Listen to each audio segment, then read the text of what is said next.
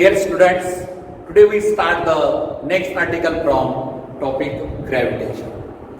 So we have the next article, projection of a satellite. Projection of a satellite. So to learn the projection of a satellite, what is the satellite? काय होत्या तुमची idea satellite म्हणजे काय असेल सांगा बरं. Satellite, what is the definition of satellite? A light body revolving around a heavy body under the influence of heavy body is called as satellite. एक छोटीशी बॉडी, एक मोठी बॉडी, छोट्या बॉडी मोठ्या बॉडीच्या भोवती फिरत असेल तर ती छोटी बॉडी फिरणारी असेल तर त्याला सॅटेलाइट म्हणतात. आता एक्झाम्पल सांगा बरं. आर्टिफिशियल नॅचरल सॅटेलाइट्स युनिव्हर्समध्ये आहेत. Moon is revolving around the earth. Earth is a heavy body. Moon is a light body.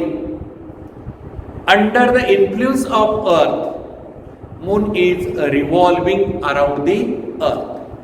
And therefore, Moon is the natural satellite of earth. Second example आठवता. सांगा कोणतं असेल? all the planets, सर्व planet म्हणत आहे, revolving around the sun. Sun is a heavy body. Sun is a heavy body, and all the planets are the light body. And so that all the planets are revolving around the sun. Therefore, planets are the natural satellite of sun. One example you may call, very simple example. कोणता असेल? Electron.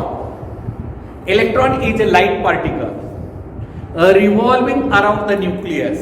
Nucleus is a heavy particle in a circular orbit. And so that electron is the satellite of nucleus. And so therefore, what is the definition of the satellite? A heavenly light body. Accurate definition. A heavenly light body revolving around a heavy body under the influence of heavy body. Under the influence of heavy body is called as satellite. Revolving important word आहे. जर ती body revolve होत नसेल, stable असेल, that is not the definition of the satellite. So that you note the definition of satellite.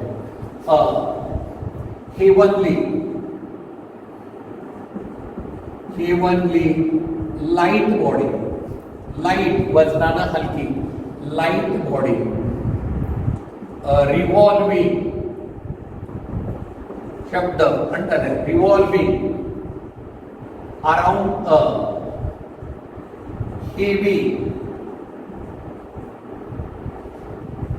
body, revolving around a heavy body under the influence of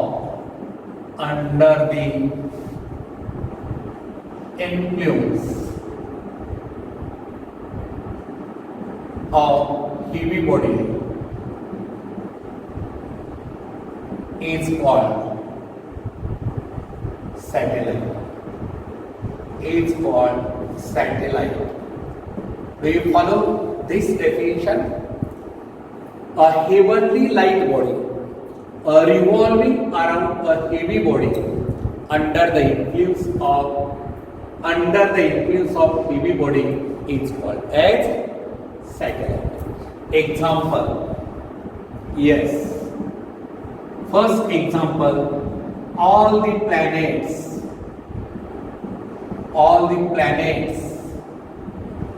are natural satellite of sun. All the planets are natural satellite of sun. Second, electron is satellite of nucleus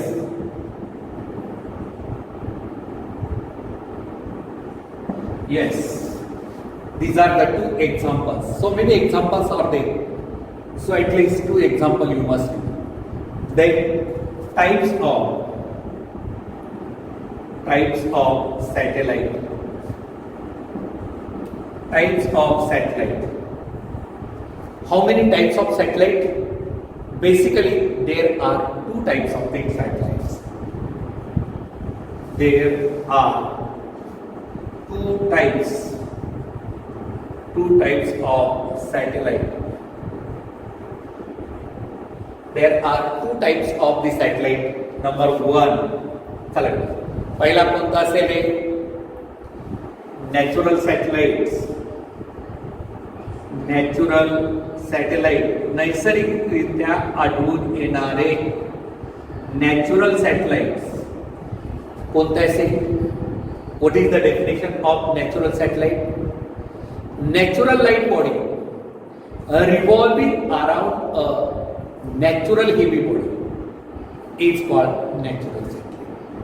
शब्द इथे काय होता definition? Heavenly light body आपण म्हणतो ना, heavenly light body मध्ये natural light body revolving around a natural heavy body under the influence of heavy body is called as natural. Word टाका, शब्द नॅचरल. आणि एक्झाम्पल काय असतील सांगा बरं बेटा मला. एक्झाम्पल, हे पहिलं एक्झाम्पल मी दिलं कोणतं?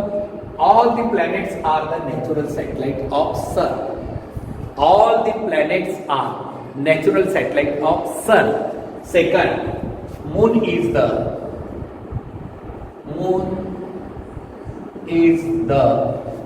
natural satellite of moon is the natural satellite of the earth. Moon is the natural satellite of earth.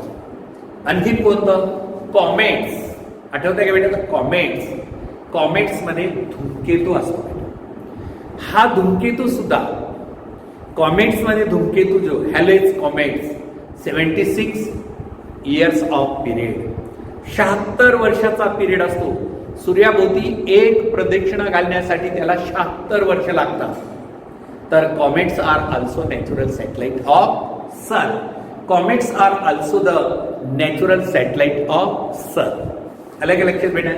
हा, म्हणजे नॅचरल सॅटेलाइट ऑफ सन. त्यानंतर आर्टिफिशियल. सेकंड टाइप जो असेल artificial satellites. What are the artificial satellites? Man made satellites R the artificial satellites. याचं दुसरं artificial सॅटेलाइट्सला आपण काय म्हणतो? Man made satellites. Man-made satellites are the artificial satellites. Man-made satellites are the artificial satellites. म्हणजे मानव निर्मित satellite आहे. आपण मानवाने तयार केलेले सॅटेलाइट जे असतात त्याला आर्टिफिशियल सॅटेलाइट. तर आर्टिफिशियल सॅटेलाइट कोणते असतील सांगा बरं बेटा?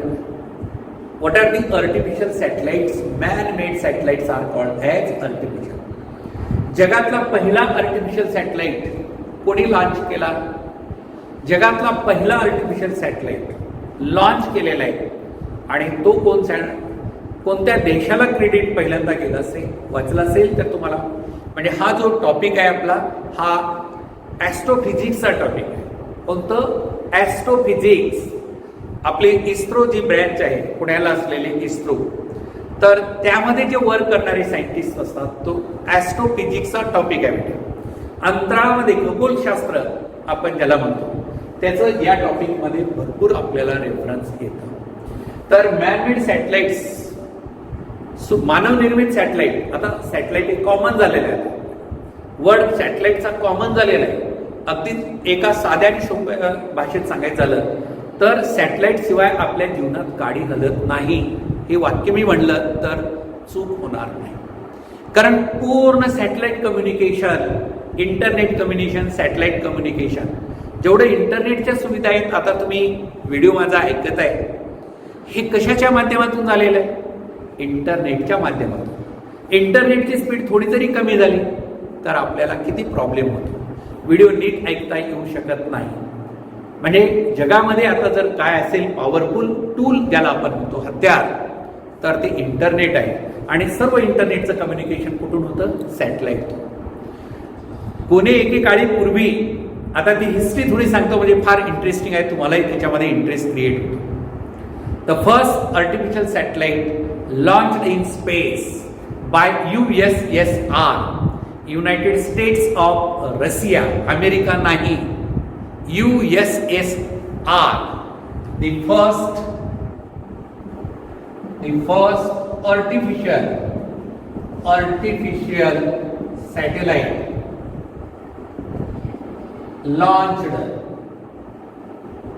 launched in space successively. The first artificial satellite launched in space successfully by USSR, Russia, United states, Soviet संघ आपण ज्याला म्हणतो, रशिया, USSR, रशियाचं पूर्वीचं, आता रशियाचे तुकडे झाले, त्याचे युक्रेन असे अनेक झालेले आहेत, परंतु त्या काळातलं केव्हा? इन 1957 मध्ये. आणि त्या सॅटेलाइटचं, फर्स्ट आर्टिफिशियल सॅटेलाइटचं नाव आहे स्पुटनिक.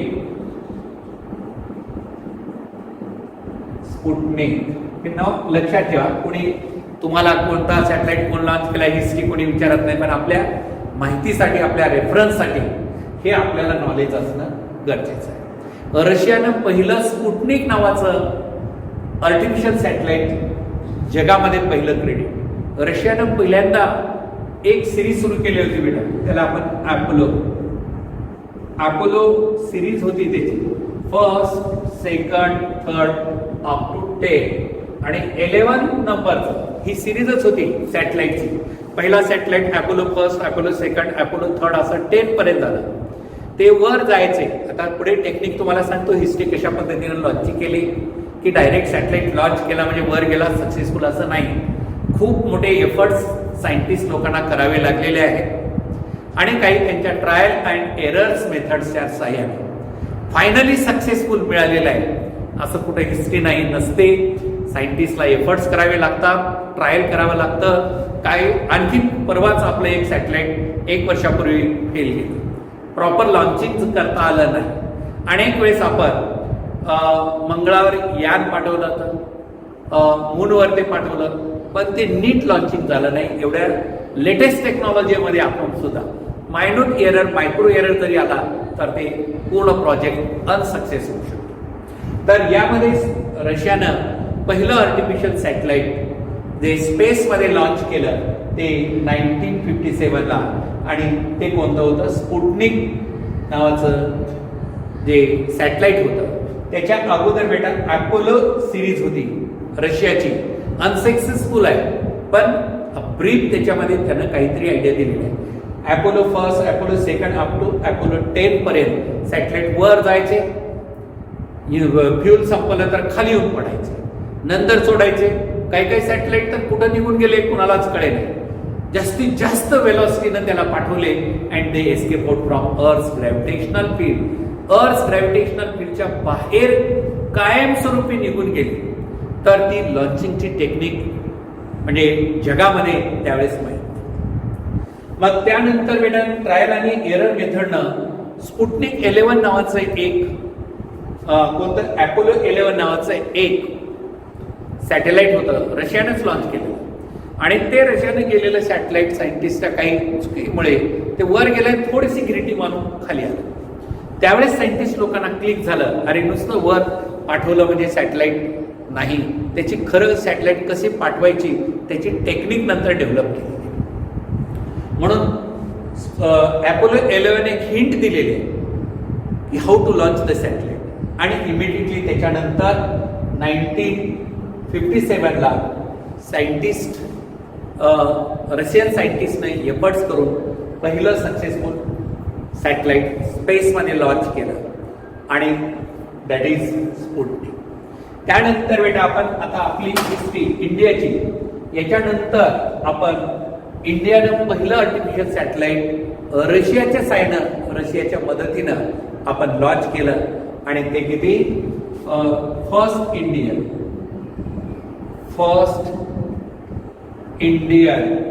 आर्टिफिशियल सॅटेलाइट,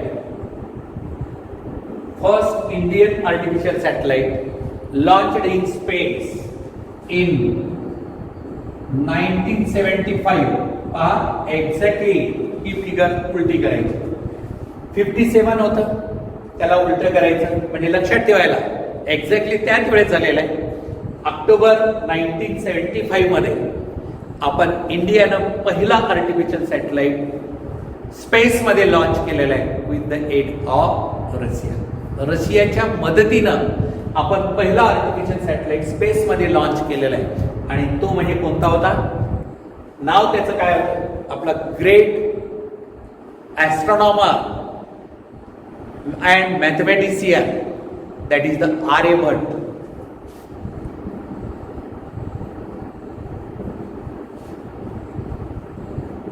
आर्यभट्टा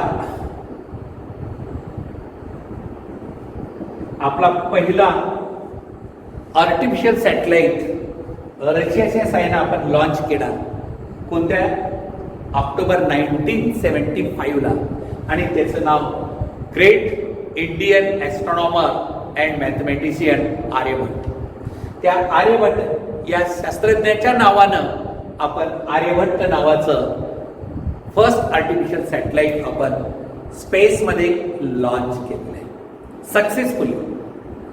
आणि त्यानंतर मग इंडियाची सिरीज बरीचशी सुरू झाली. 75ला पहिलं सक्सेसफुल झाल्यानंतर त्याच्यानंतर आपण बरेचसे सॅटेलाइट लॉन्च केले. सिरीज तुमच्या माहितीसाठी असू द्या. तर त्यानंतर इनसॅट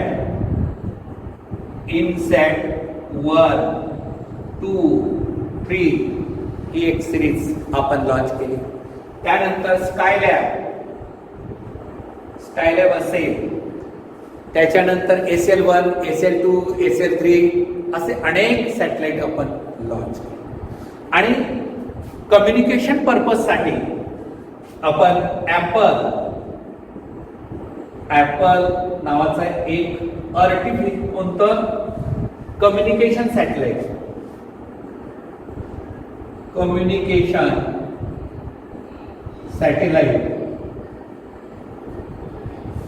ॲपल आता जी कंपनी मोबाईल काही फोन जे आलेले आहेत ती अमेरिकेची कंपनी. तर 1982 मध्ये तर पहिल्यांदा कम्युनिकेशन सॅटेलाइट दळणवळण दूरसंचारसाठी जो सॅटेलाइट लॉन्च केला गेला तो कोणता? ॲपल हा पहिला कम्युनिकेशन सॅटेलाइट.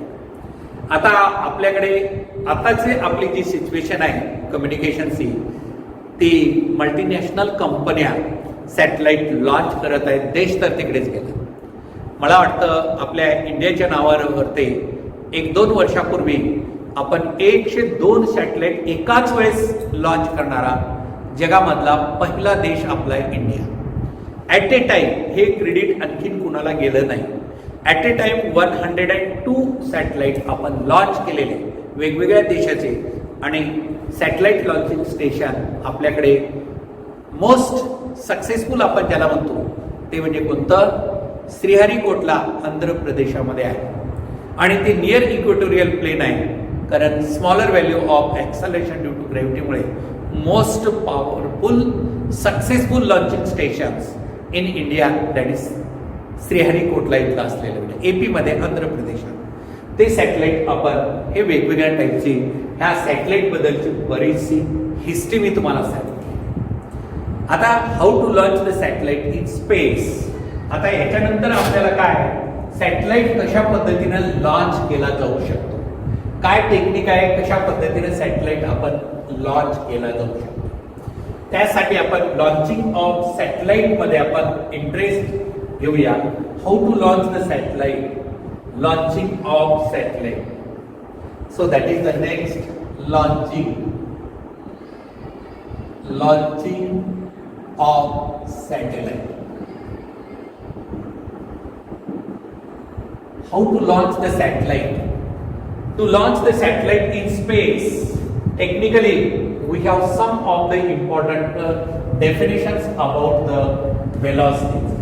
Satellite launch करायचं असेल तर कशा पद्धतीने सॅटेलाइट लॉन्च केलं पाहिजे, काय त्याला आपल्याला लागतात, काय टेक्निक आहे, त्याला आपल्याला कोणते इन्स्ट्रुमेंट्स लागतील लॉन्चिंग ऑफ सॅटेलाइटला. तर तुम्ही जर थोडासा विचार केला तर यामध्ये launching of satellite direct launch करत नाही, इनडायरेक्ट लॉन्चिंग ऑफ सॅटेलाइटची मेथड आहे. आणि मग त्यासाठी लागणारं जे इन्स्ट्रुमेंट आहे त्याला आपण म्हणतो रॉकेट. नाव ऐकलं असेल रॉकेट, न्यूज मध्ये वगैरे दाखवलेलं असेल. रॉकेट म्हणजे सॅटेलाइट नाही हे. What is rocket? A space vehicle instrument म्हणतो. Rocket is a space vehicle instrument, म्हणजे स्पेसमध्ये जाण्याचं एक इन्स्ट्रुमेंट म्हणजे रॉकेट आहे. जसं प्लेन असेल, हेलिकॉप्टर असेल, मिसाईल्स असेल, असे वेगवेगळे जे इन्स्ट्रुमेंट आहेत स्पेसमध्ये प्रवास करणारे, तशापैकी एक इन्स्ट्रुमेंट यूज केलेलं आहे आणि ते म्हणजे रॉकेट. कसं असतं बेटा rocket? What is the basic principle? रॉकेटबद्दल पाहूया आपण थोडीशी माहिती. What is the basic principle of this instrument rocket? Rocket या इन्स्ट्रुमेंटचं बेसिक प्रिन्सिपल काय, कशा कोणत्या बेसिक प्रिन्सिपलवर ते ऑब्जेक्टिव्ह मध्ये आपल्याला एखादं विचारलं तर हे नॉलेज असणं एसेन्शियल आहे. Rocket is a space vehicle instrument. मी याला इथं लिहितो, it is a space vehicle instrument. It is a space vehicle instrument. Rocket बद्दल पहिलं वाक्य. आणि दुसरं what is the basic principle? It works on the law of conservation of linear momentum and Newton's third law of motion. That is it works on the principle of law of conservation of linear momentum, law of conservation of linear momentum and Newton's third law of motion. याच्याबद्दलची तुम्हाला brief मी explanation देईन. It works on the principle of law of conservation of linear momentum. Moment of the body before collision is equal to moment of the body after collision. That is the conservation of linear momentum. Conservation of linear momentum म्हणजे काय सांगा बरं मला. What is the conservation of linear momentum? Moment of the body before collision is equal to moment of the body after collision. Moment of the body before collision is equal to moment of the body after collision, and that is called as conservation of linear momentum. What is the Newton's third law of motion? To every action, already आपण learn केलेलं आहे, to every action there is equal and opposite reaction. To every action there is equal and opposite reaction. Now this rocket, it works on the principle of conservation of linear momentum and Newton's third law of motion. चला बेटा, how is the rocket? कसं असतं rocket सांगा बरं मला. Rocket बद्दल तुम्हाला idea मी देतो. How is the rocket? पाहिलंय तुम्ही? Are you seen this rocket? Launching of satellite मध्ये तुम्ही काही वेळेस पाहिलं असेल, न्यूज मध्ये बातम्यामध्ये दाखवलेलं असतं. पहा कसं असतं पहा. आता इथं अशा टाईपचं मी तुम्हाला एक रॉकेट काढून दाखवतो आणि सॅटेलाइट. तर रॉकेट एक लॉंग सिलेंड्रिकल ड्रम असतं. काय असतं? Long cylindrical drum. हे जर तुम्ही इथं पाहिला तर या टाइप मध्ये असतं. लॉंग सिलेंड्रिकल ड्रम हे असं आणि इट प्रोव्हाइड्स या टाइप मध्ये आणि इथं जे असेल असं एक निमुळत्या आकाराचं तुम्ही पाहिलं असेल तर पटकन लक्षात येईल तुमच्या, हे अशा टाईपमध्ये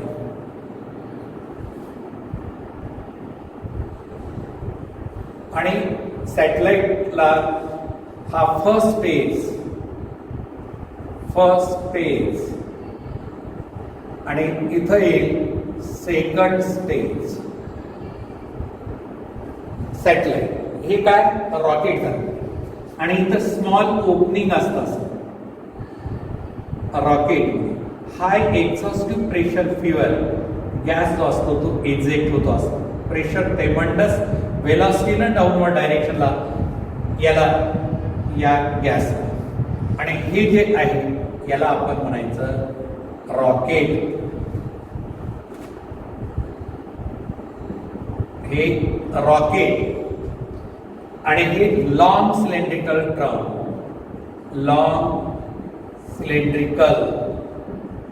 ड्रम आणि इथं असतं हाय exhaustive pressure fuel gas.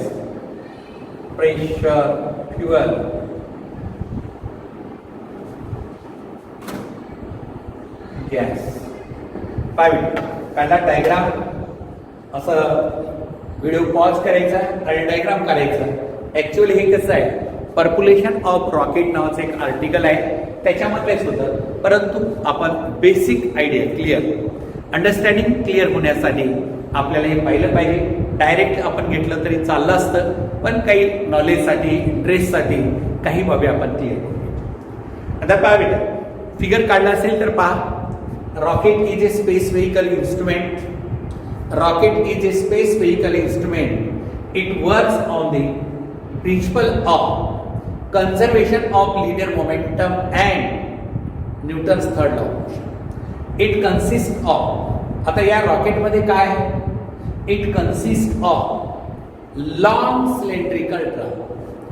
Rocket consists of long cylindrical drum.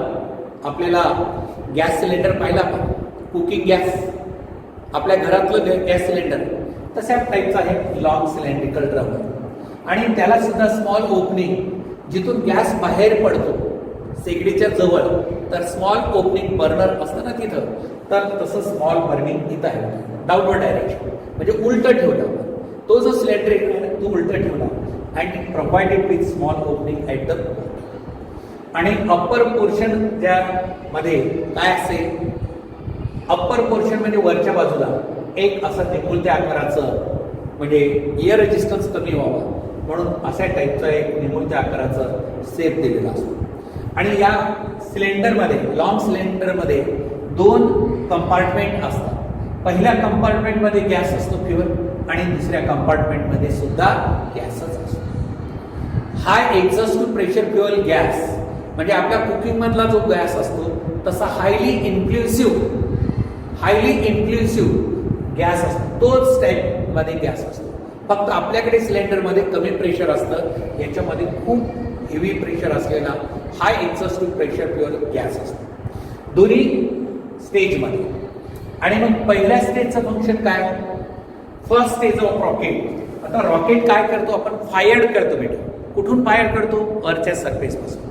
आता इथं आपल्याला इग्नोर करणे म्हणजे आपण ऑटोमॅटिकली आपण याला काय करतो, इथं बर्न करतो.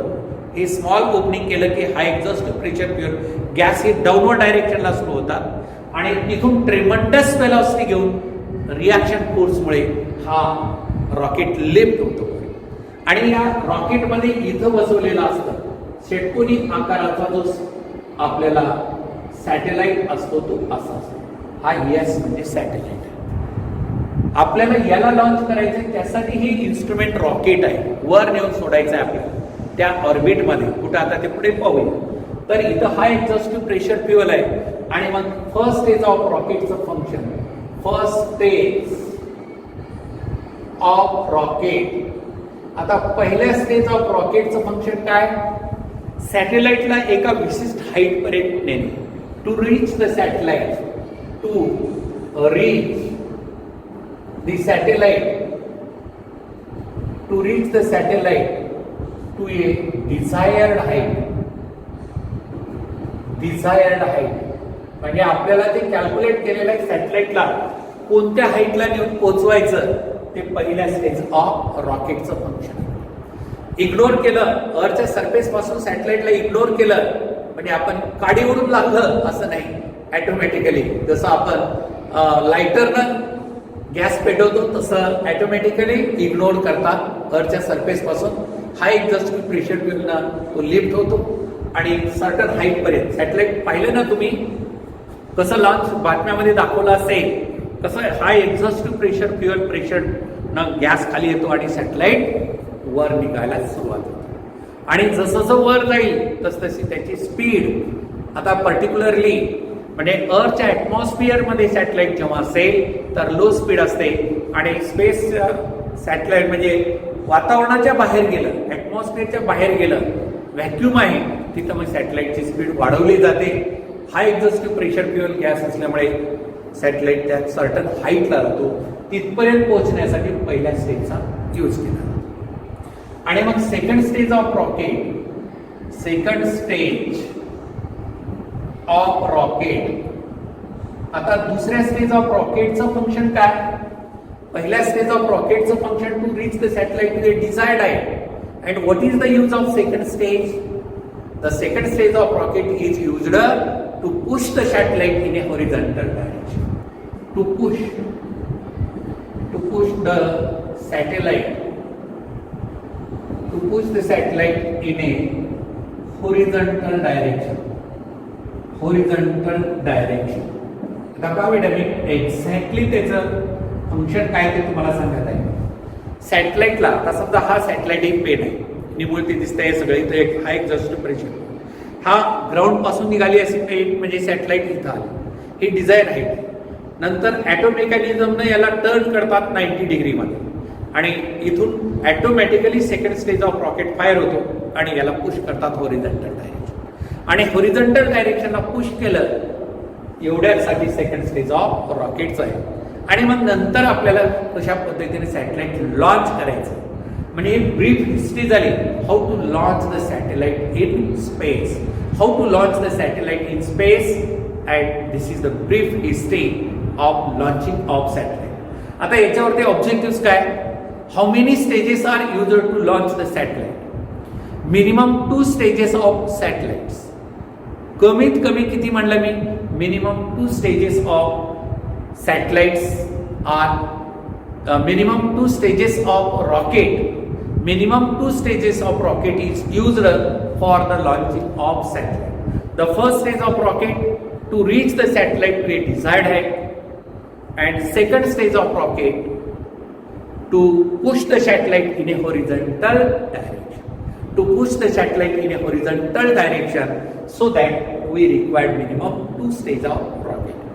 आणि सिंगल स्टेज ऑफ रॉकेट. आता हे हिस्ट्री सांगितल्यानंतर आता लॉन्चिंग प्रोसेस कशी होते, how to launch the satellite, and depending upon different type of velocities given to the satellite we get the cases वगैरे येतात. आता यामध्ये तुम्हाला ह्या सॅटेलाइट बद्दल इन्फॉर्मेशन पूर्ण दिलं तर आता सॅटेलाइटला लॉन्च करण्यासाठी काही वेलॉसिटीज आपल्याला इथं डिफाईन केलेल्या आहेत. कोणत्या वेलॉसिटीज असतील सांगा बरं मला. जिथून सॅटेलाइटला प्रोजेक्ट करतो वेलॉसिटी ऑफ प्रोजेक्शन. काय बेटा? Velocity of projection. Velocity of projection याला आपण व्हीपी म्हणतो. वेलॉसिटी ऑफ प्रोजेक्शन, प्रोजेक्ट करणे. आता माझ्याकडे ही पेन आहे, मला वर फेकायचं असेल तर ज्या व्हेलॉसिटीने याला वर फेकलं ती व्हेलॉसिटी कोणती असते? Velocity of projection. सांगा, what is the velocity of projection? The velocity with which a body is projected vertically upward is called as velocity of projection. The velocity with which a body is projected vertically upward. The velocity with which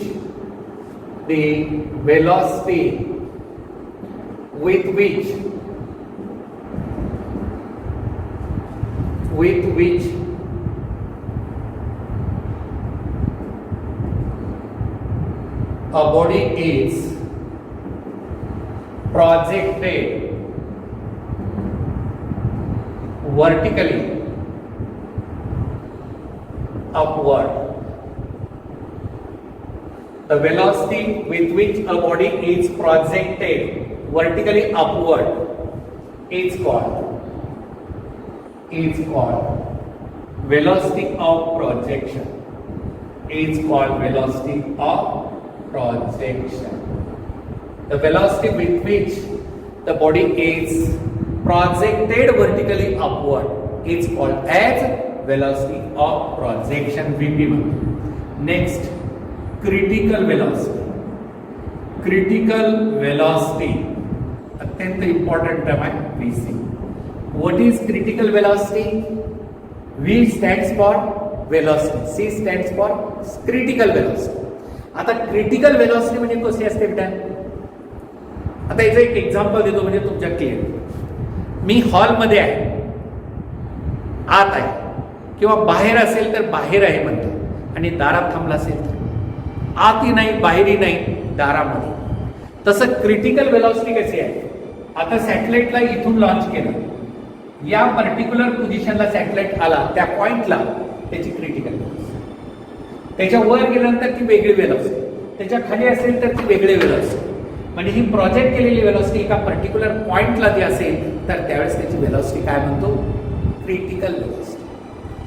the velocity of a body at a critical point is called as critical velocity. The velocity of a body, the velocity of a body at a critical point is called, the velocity of a body at a critical point is called critical velocity. त्यानंतर बेटा horizontal velocity. आता horizontal आणि vertical आणि critical तिन्हीमध्ये horizontal velocity आपण याला VH. V stands for velocity, H stands for horizontal. Horizontal velocity म्हणजे कसे आहे? आता हा सॅटेलाइट गेला, ह्या क्रिटिकल पॉइंटला गेला, ही प्रोजेक्शनची वेलॉसिटी काय झाली? क्रिटिकल झाली आणि याला हॉरिझॉन्टल डायरेक्शनला पुश केलं तर ती horizontal. The velocity, the critical velocity of the body is pushed in a horizontal direction. The velocity gained by the body is called as horizontal velocity. The critical velocity is the critical velocity of a body pushed in a horizontal direction. The critical velocity of a body is pushed in horizontal direction. या दोन्हीमध्ये काय फरक आहे? Critical आणि horizontal दोघांचं magnitude तेवढंच आहे.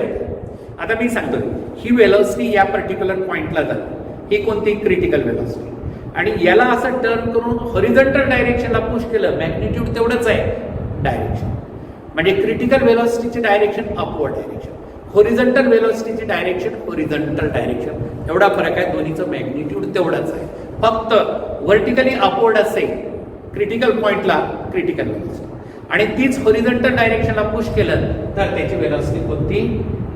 Horizontal velocity. आणि लास्ट वेलॉसिटी जी असेल ती बेटा एस्केप वेलॉसिटी. याला आपण VE म्हणतो. आता एस्केप वेलॉसिटी, एस्केप शब्दाचा अर्थ काय? निघून जाणे. एस्केप, तर escape velocity means what? The velocity with which the body can escape out from earth's gravitational field. Earth's gravitational फिल्डच्या बाहेर जाण्यासाठी लागलेली वेलॉसिटी. म्हणजे एखादी बॉडी तुम्ही खालून वर फेकला आणि ती कायमस्वरूपी निघून गेली अर्थ ग्रॅव्हिटेशनल फिल्ड बाहेर, तर ज्या वेलॉसिटीने त्या बॉडीला वर फेकला ती वेलॉसिटी म्हणजे कोणती? Escape velocity. Escape velocity means the velocity with which a satellite can escape out. The velocity with which a satellite can escape out from Earth's gravitational field. The velocity with which a satellite is escape out from Earth's gravitational field to infinity, means out of Earth's gravitational field, is called as escape velocity. The velocity with which a satellite can escape from Earth's gravitational field, to infinity. Earth's gravitational field to infinity is called as escape velocity. The velocity with which a satellite or body, satellite असेल तर सॅटेलाइटचे escape velocity आणि body असेल तर बॉडीचे escape velocity. The velocity with which a satellite can escape from Earth's gravitational field to infinity is called as escape velocity. आता हे सर्व velocity परत आपल्याला आर्टिकल टू आर्टिकल पुढे लर्न करायचे. आता इथं आपल्याला या वेलॉसिटी इंट्रोडक्टिव्ह पार्ट मध्ये लॉन्चिंगचा कन्सेप्ट लक्षात येण्यासाठी काही केसेस आपण आहेत त्या लर्न करण्यासाठी आपल्याला ही टर्मिनॉलॉजी कळली पाहिजे. परत मी सांगतो बेटा, velocity of projection, the velocity with which a body is projected vertically upward, the velocity with which a body is projected vertically upward is called as velocity of projection. Critical velocity, velocity of projection at a critical point is called as critical velocity. Horizontal velocity, the critical velocity of a body is pushed in a horizontal direction. फक्त direction बदलले तर त्या वेलॉसिटीला आपण काय horizontal velocity. आणि escape velocity, the velocity with which a body can escape out from Earth's gravitational field to infinity is called as escape velocity. आलं लक्षामध्ये? तर आपण इथं थांबूया. परत आपण या आर्टिकलचा आणखीन एक पुढचा भाग आहे ते आपण नेक्स्ट व्हिडिओमध्ये लर्न करू.